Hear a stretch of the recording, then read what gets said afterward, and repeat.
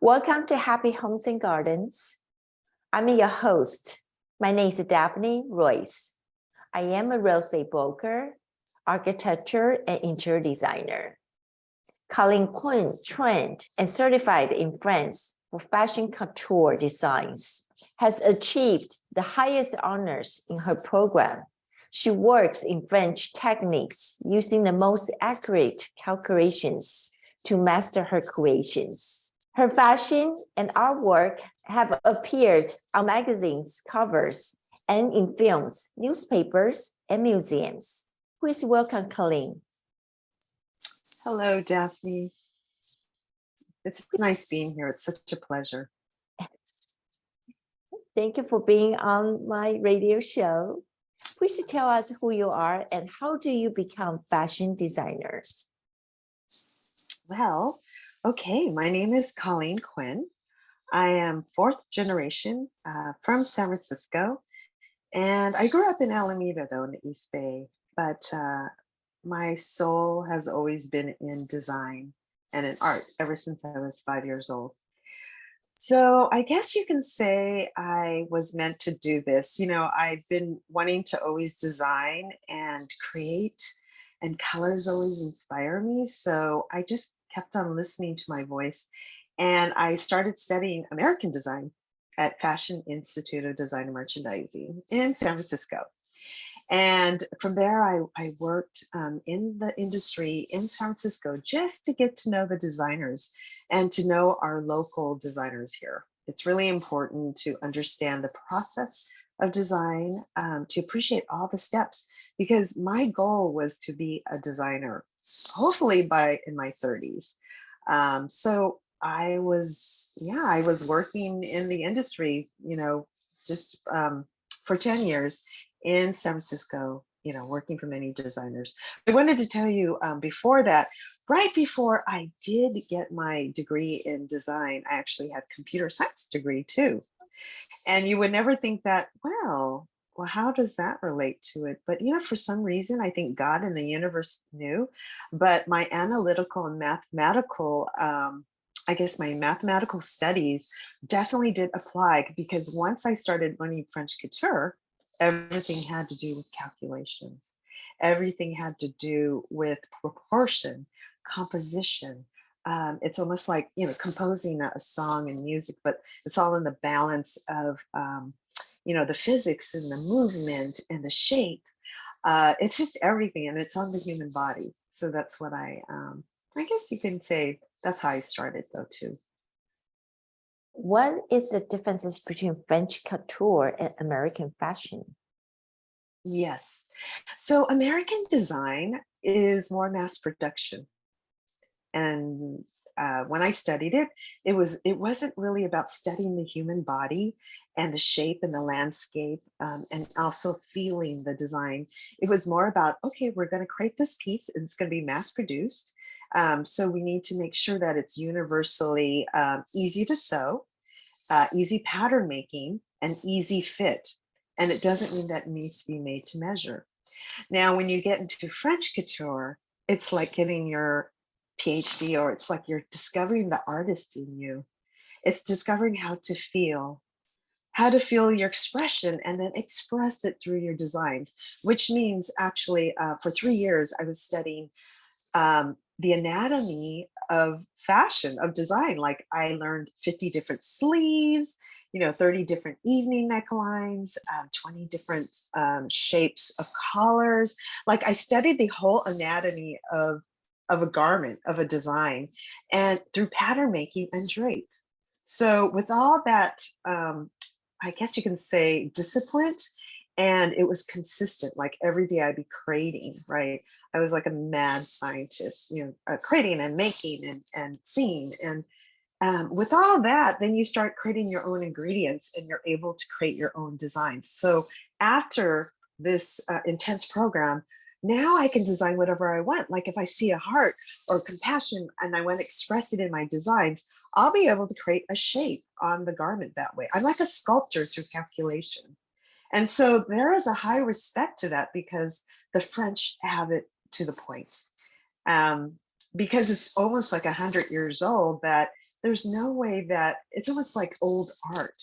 And it's not something that you want to just keep it very sacred, I guess you can say, the knowledge and the wisdom, because it definitely proves to be the best.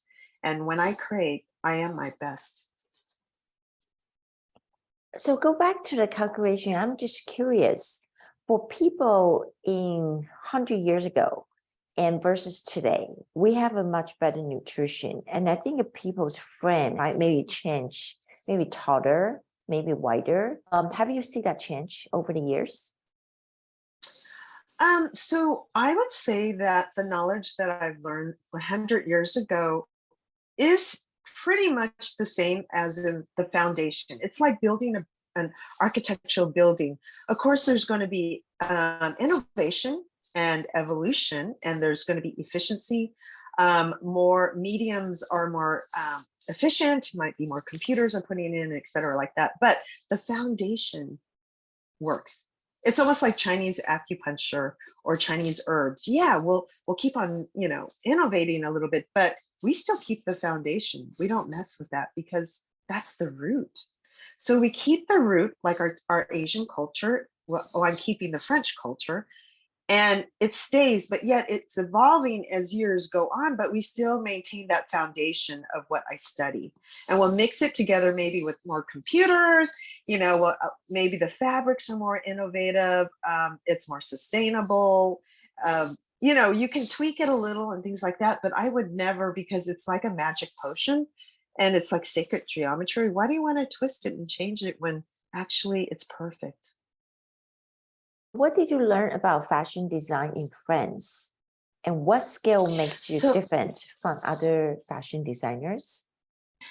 so my teacher, her name is Simone Setna, and she got her degree at Esmode. So that is actually the knowledge that I learned French pattern making and design. So Esmode, if you look at the past, 100 years ago, they were the first haute couture school. And now there's other schools, of course, but they were the first. And my teacher studied evening wear haute couture there. And that's when I studied with her. So that's where I got my degree. And I studied with her for 3 years. So I'm getting, she graduated in the 1960s. So what she shared with me is very old technique. It's not like I studied there the year 2000. She taught me from the 1960s. So everything that I learned is almost looking like Balenciaga, Givenchy, the old school. It looks very, the classic necklines, the elegance, nothing was tweaked or changed. Versus, I think now if you were to study it in the year 2023, the curriculum is much different. So I learned from the purest, oldest time. It was like the glam time too. So I'm very fortunate because the knowledge that I learned is from the 1960s. It's not from the 2000. So I feel that I'm carrying on a different, like a time capsule of that era and bringing it into now. So I think for me, I'm very grateful for that because it's like learning something from, like 40 years older, before my time. So I think it's going to be, I feel like my work is so timeless. Like, even though I create something, it may not be popular till another 10 years, even though the technique is so old. And it's very interesting because there's no time capsule. It's almost like if I design something, it still stays timeless because I still carry on the classic cut, but then I bring in my innovation at the same time through my Chinese culture. I kind of like add that little twist and I make it more avant-garde, but I still honor the sacred foundation and the cuts of the classic French couture. So you mentioned earlier about pattern design. How do you do that? So there are 36 measurements on the body, and I would measure you, and there's, I would take your measurements, and then I would go straight into like paper drafting, and I would start like drafting your human body shape as is. Okay, that's called moulage. So that takes about an hour or 2 hours, and I'm drafting every little part, like the bust area and the cross front, the back front. Like I know the whole landscape of the human body from front to back, from head to toe. And I worked on 1,000 people. So I perfected it so much that it fits in one fit.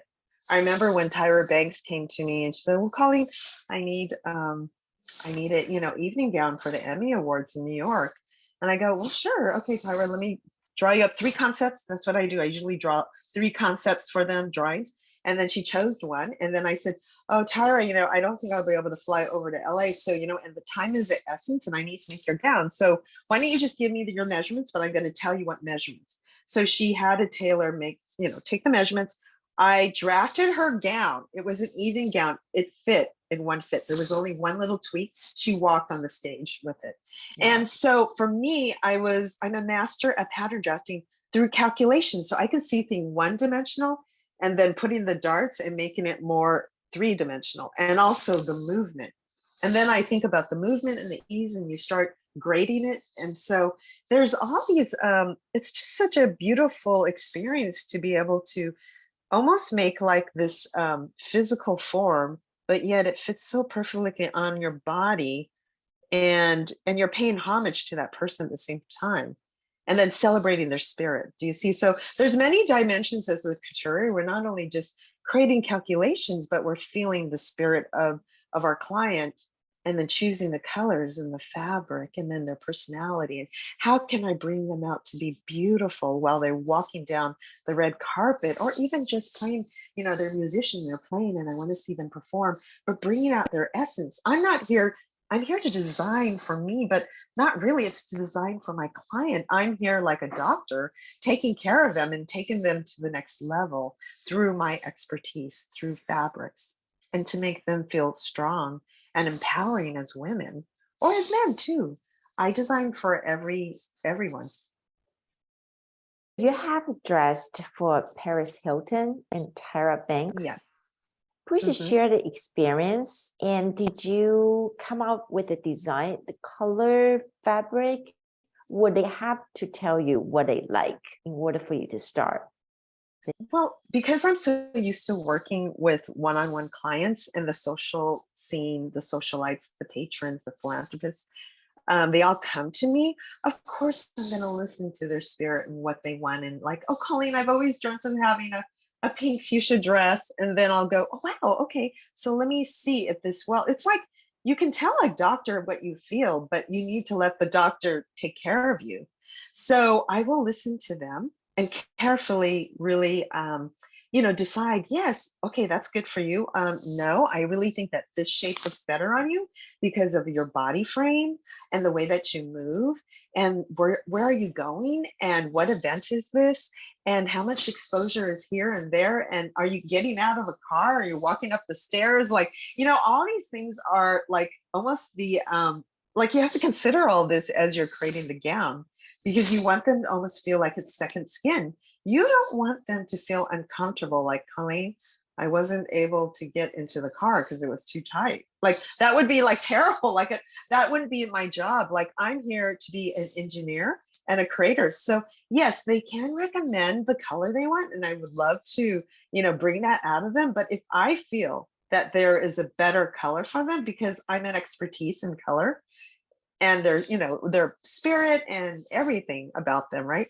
I will definitely suggest that, because I'm the designer that wants to help them be as beautiful as possible, right? So yes, and then I'd suggest a silhouette, because I look at the body frame and I see their walk and their style, and I start getting to know them, and then I kind of already know what I see, because for some reason I see through them. It's kind of like I see their aura, and then I see their shape and the movement that I would see in an evening gown for them, or whatever event it may be. But I start getting into it. It's a very spiritual way of designing, actually. But through this designing for so many people, this has become a natural thing for me. I always see this as full array of a different design. There's no such trend, especially once they come to the big event with the gowns. Basically, they Yes. just give you idea and the idea will flow and then the gown will be made. Yes, exactly. I know. Because even when I design like for let's say for the ballet, and I'm supposed to be, creating it for with the composer, the musician, and the choreographer, dance, and the dancers dancing. I need to create the costumes for the dancers. I need to see everything so that I can put it all together and it just melts. It's not going to be like shocking. I want it to melt with the dancer. I want my work to empower them, not to over design them. I mean, that is a fine art to do that and not putting your ego in there. Do you know, like I need to put my stamp in there.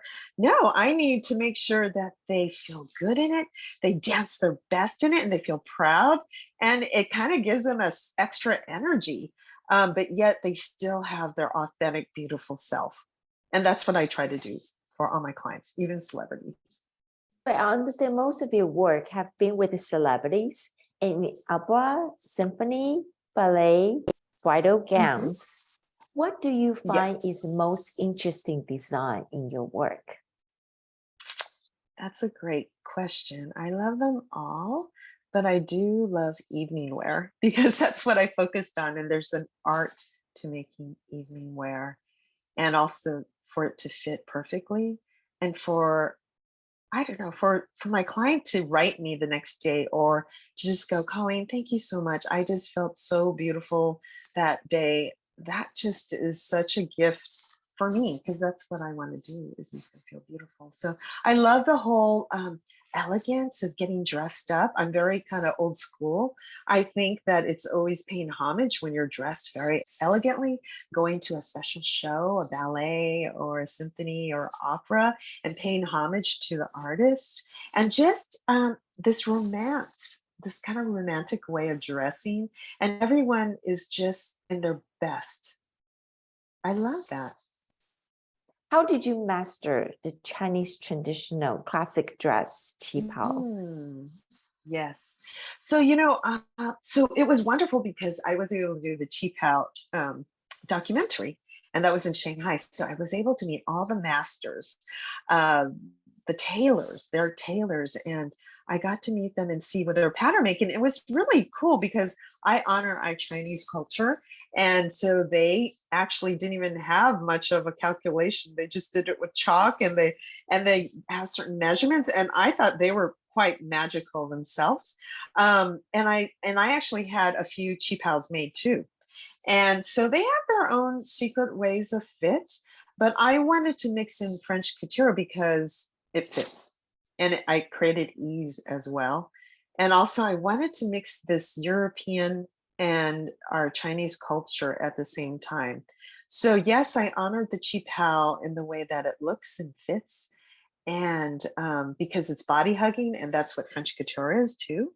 But I wanted to also bring in this melting pot of cultures, and where it becomes as one. Where maybe the French might want me to make something in Qipao, and then also maybe in China they want me to make a Qipao out of French cut, so that we mix and share and honor each other because they're both masters. So I think I came into the documentary to tell them that China has their own couture technique too that I will honor, and also the French because I studied with them. But how about if I melt them together and I celebrate their pancos, which is the little handmade buttons and the art of it. Like I bought this beautiful panko where it had flowers on it. It was like about $250 just for this panko, one of them, and it was all handmade. But that's couture.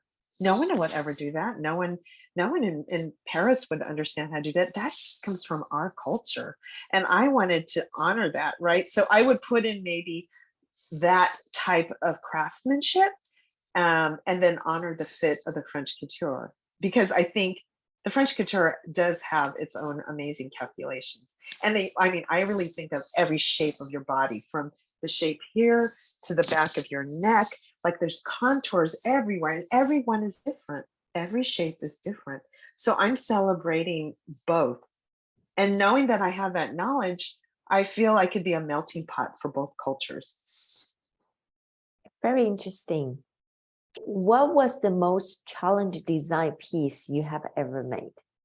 Hmm. I would say I got a huge grant with a partner, two partners actually. One that was industrial designer, and the other one is a fabric designer. And we had a huge grant, a national grant, to create something with digital, mixing digital technology, fashion, and how can we do this? How can we make this happen? So we got the grant, and this was for the San Jose Museum textiles. So we created this for a permanent collection for them to exhibit, and it had to do with technology. So this was maybe 13 years ago. Well, anyway, so I kind of created the vision, and I created one where it was like this earth dress that's celebrating San Jose.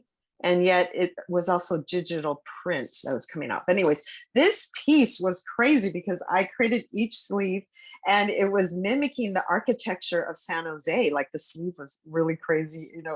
I don't know if you saw it though. I'd love to share that with you, but there were 1,000 pieces and it was like a swirl cut. So when my seamstress had to help sew this, she was like going, oh my Colleen, this is the ultimate crazy thing that you've done. And that was probably one of my last museum pieces that I've really done, which was 12 years ago. And then there was another second piece I created, and it was digital print, but it was voices of people, and then it created the print of the fabric, like the voices of people. So we're doing digital with that. But then I made this kind of, I was talking about how San Jose and technology is so futuristic. So I made this like lantern dress where she's flying in the air. And each lantern took like 8 hours to make and sew. It was and all in silk. And it's translucent, so it would light up. And why I love this too, it was crazy, but it was so cool, is because I had the freedom to not really worry about a person getting inside it, but I just had the freedom of being creative as an artist. Sometimes we just have to go crazy as an artist. We don't need to have any judgment or like, oh, this doesn't fit. I mean, like I want this to be this way or something like that. I just want to have the freedom to speak and to just create, because as artists, as designers, we need that other side. We need that yin and yang. We need to have that freedom to play and then also to do our job, our service, correct? So I felt that this kind of, I guess, access that I had to my soul and to create was just amazing. And now it's permanent collection, and I'm super happy. We did a photo shoot with it, and I will never forget it because I will never do it again, too. I'm never going to do it again. Like, please not place any orders on this.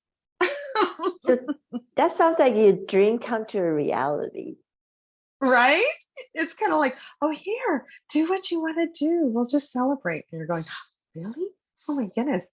Is this what happens after you've done this for 30 years or something? It's like, but it takes time to do that, right, Daphne? Like, it's not like it wasn't overnight. I worked really hard to get where I'm at, and I still am. I'm totally like nonstop learning and creating, always creating, always creating. I love life. So how long it takes you to make that piece? Well, I only had 2 months to make it. So Oh, wow. it was a lot so I don't know, 300, 400 hours. Oh, wow. Yeah, because then you have to also work with the fabric designer, and then when will the fabric come, and then that takes time to make, and then I have to make the piece. But I just love that kind of pressure. I'm gonna do this in a month. I remember when I was invited to create something for the Shanghai Museum, the MoCA Museum. I only had a month to create Butterfly Dream, and I said, yeah, sure, I can do it. And then I went back and go, oh my goodness, okay, I'm gonna do this. And you just make it happen. It's all in intention. You just make it happen. You just don't sleep and eat, but it's okay. Tell me, what exactly seamstress does? So the seamstress she's been trained by me. So I don't have her anymore. She's retired, but I trained her when I met her like 28 years old, and then I started creating my collection, and I trained her to sew French couture. So I had one seamstress and then I had two, but that's it. And I would create like 90 gowns each year through me. It was just the three of us. And then later on, it was only when she did the gown, the crazy 1,000 pieces one, it was all by herself, So she's like my right hand. And so I love her though, because now she's retired and I can't seem to find the right seamstress now. She was like, she understood my patterns. Now, when I go to a seamstress and they look at my patterns, they go, Colleen, this is too complex. And I'm going, what do you mean? No, it's not complex. And they go, no, we can't do this. So I can't seem to find anyone that understands me because I had a certain language and she understood it. We were like best friends. I love her so much. Her name is Tess. And so whatever we created together is my treasure because I have prototypes of me and her making our pieces together. And I honor her and love her and I miss her. Yeah. So, but I stopped, I guess I stopped my business 10 years ago. But then I started looking for other seamstresses and it's very hard to find another one like her. So it's not like you can match, you can't really, it's really hard to find good people, even designers, right? It's hard to find that match. What kind of requirements they need? So for her, she needed to have at least 15 years of bridal and evening wear. And she needs to know how to sew on silk chiffon and silk Duchess satins. I only worked with silks and my fabrics came from Lyon, France. So she needs to know how to do the beaded work. Like there's a technique for hand sewing that part. And like my fabrics would be $1,000 a yard. Like I don't want her to mess up on that. So she has to be the highest. And also she has to understand my patterns. Like she has to understand what I want. Like you need to shrink here, stretch here. You need to work with this piece, a curved piece, and make it smooth. And like, so she has to have this artful hand and craftsmanship. It's hard to find. I cannot find anyone actually right now. Well, 15 years experience, that's a long time.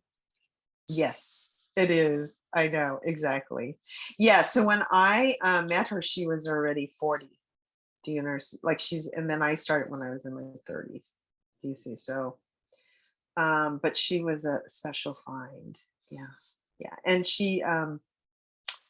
I had another seamstress from Hong Kong and she would do the tailored jackets. So it's always nice to have someone that does the tailored jackets because they're much more, structured and things like that. And she would understand how to handle the fabrics. But then there's the evening wear that I need those hands that know how to curve it and shape it and shrink it and have the eye of seeing the perfection in it. If you don't have the eye for it and they're sloppy, it doesn't work. So what is your design philosophy? Well, my philosophy is about love, beauty. I always love to put in something of a higher vibration, something that brings you to a point of just feeling beautiful and content. That's my joy. I'm also inspired by nature.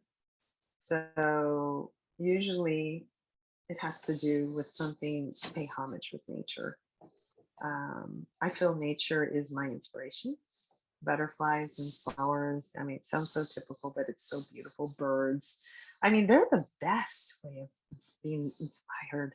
Their colors, they were born with just such magical, their composition. It's like they were born with that. And I think from there we can learn from them and they're all around us. So we just need to look at the treasures around us. So it's very simple, my design philosophy. It's just more of my job is to make you feel beautiful and to bring out your spirit. And yeah, that's my job. And that's my service. I heard that you also do Chinese Qigong. What do you do to balance your life? So important. I am Heavenly Essence Qigong disciple. So I've been practicing this for over 20 years. I met Li Pingju. She's my master, but we also have a grandmaster from China. And it's a lineage. It's a very important lineage that I honor. And I love Qigong because it's preservation of life. And what does that mean? Well, it's about going inside internally and healing yourself and understanding your body inside. We're always learning about outside, our external. We're going to school outside. We're doing business. We're doing everything external. We see everything and we kind of almost pay homage to that. But how about our health and our emotions and being able to take care of our organs and our, just understanding how to take care of ourselves inside is so important. And so Qigong has taught me how to be peaceful, how to understand and access my spirit form and my dawn, and to build up this nourishment and energy to bring light. And the sun and the light is what I live for, and that gives me energy. So it's a different way. I'm kind of like this solar person of my own. I don't need to have the food, the real food to feed me. It's actually the solar light that feeds me. And so it can get deeper and deeper because I've been doing this for quite a long time, and I do Tai Chi as well. But it's all about, it's 24 hours Qigong. It's about being in peace. It's about being humble and being grounded, and also just being like water. You know how Bruce Lee would say, be like water. It's very Tao. It's very easy, simple, light, nothing too dramatic. It's just kind of neutral and peaceful. I understand you also offer fashion classes. Tell us more about it, and are any prerequisites required to take your classes? So I do teach because I feel that, all this experience that I've learned, I need to share it now because I'm getting older, and it's time for me to, bring up young generations in couture that want to be a couturier. Not many people, there's a lot of designers that just want to work for companies, which is wonderful. I'm not saying that, but there are those individual ones that want to be their own.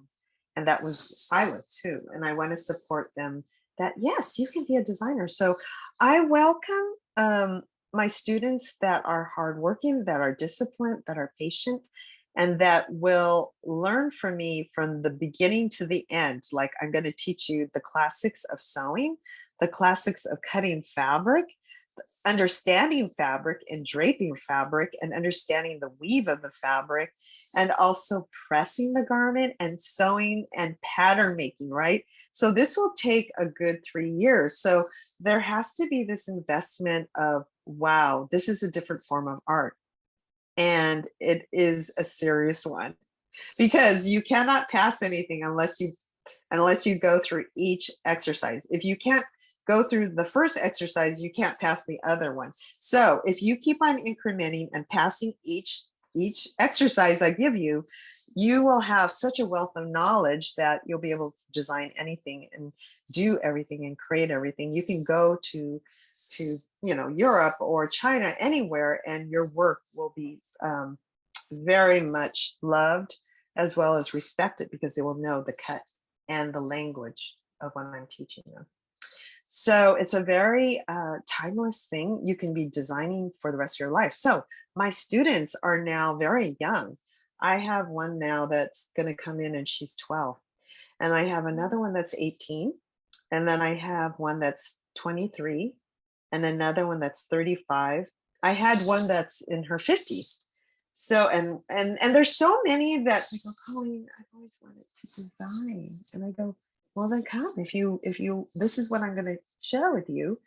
Are you ready? This is a serious program, but I swear to God, you will not regret this, because this you can create after I've taught you all this. So I really feel that the knowledge I give them will take them where they want to. That's all. That's my job, is to make sure that they're solid and they can go on and create. How often do they meet, and do you give them homework? all the time. They're creating 2 or 3 skirts every time.